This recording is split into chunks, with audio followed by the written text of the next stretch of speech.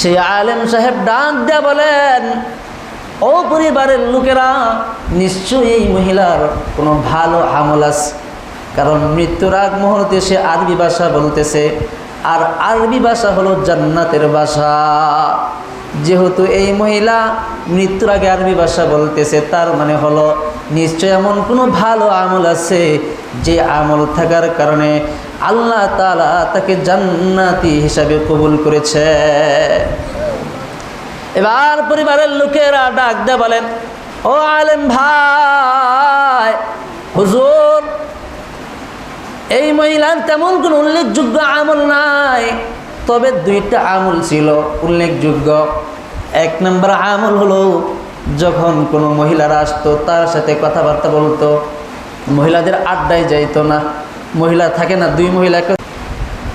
আশরাফ আলী শাহনবী রহমতুল্লাহ আলাইহি বলেন, একজন মহিলা মৃত অবস্থায় মৃত্যু শয্যায় পড়ে আছে, তো তার পাড়া প্রতিবেশীরা, পরিবারের লোকেরা তার কাছে বসে আছে।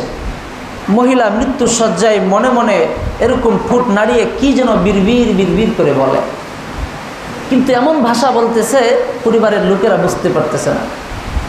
এবার পরিবারের লোকেরা, নিকটাত্মীয় একজন আলেম ছিল, সে আলেমকে ডাকলো।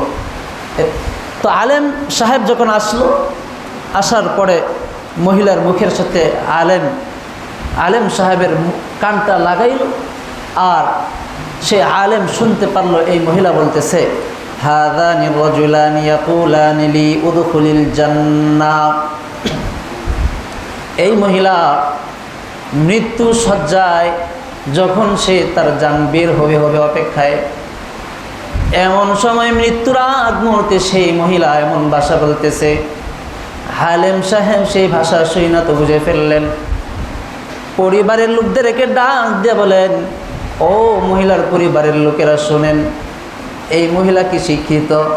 বলে, না না, পড়ালেখা কোনো কিছুই জানে না, কোরআন পড়তে জানেনি, না তাও জানে না। সেই আলেম ডাক দিয়ে বলেন, এই মহিলা জবান দিয়া আরবি ভাষা উচ্চারণ করতেছে। আরবি ভাষা হলো, হাযানি রাজুলানি ইয়াকুলানি লি উদখুলিল জান্নাহ। এই মহিলা বলতেছে, এই দুইজন ব্যক্তি আমাকে বলতেছে তুমি জান্নাতে প্রবেশ করো। সেই আলেম সাহেব ডাক দিয়ে বলেন, ও পরিবারের লোকেরা, নিশ্চয়ই এই মহিলার কোনো ভালো আমল আছে, কারণ মৃত্যুর আগ মুহূর্তে সে আরবি ভাষা বলতেছে, আর আরবি ভাষা হলো জান্নাতের ভাষা। যেহেতু এই মহিলা মৃত্যুর আগে আরবি ভাষা বলতেছে, তার মানে হলো নিশ্চয় এমন কোনো ভালো আমল আছে যে আমল থাকার কারণে আল্লাহ তাআলা তাকে জান্নাতি হিসাবে কবুল করেছে। এবার পরিবারের লোকেরা ডাক দিয়ে বলেন, ও আলেম ভাই, হুজুর, এই মহিলার তেমন কোনো উল্লেখযোগ্য আমল নাই, তবে দুইটা আমল ছিল উল্লেখযোগ্য।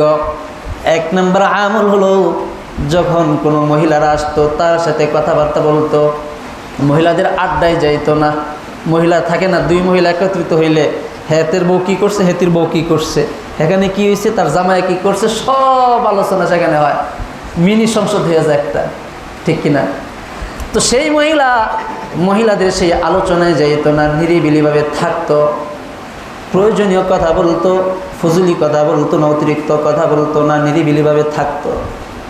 দুই নম্বর আমল ছিল, যখন মুয়াজ্জিন সাহেব আযান দিত, মাথার কাপড়টা এরকম যদি পরে থাকতো, সাথে সাথে মাথার ওপর উঠাইত, আর মুয়াজ্জিন সাহেবের প্রত্যেকটা আযানের বাক্যের সাথে সে জবাব দিত।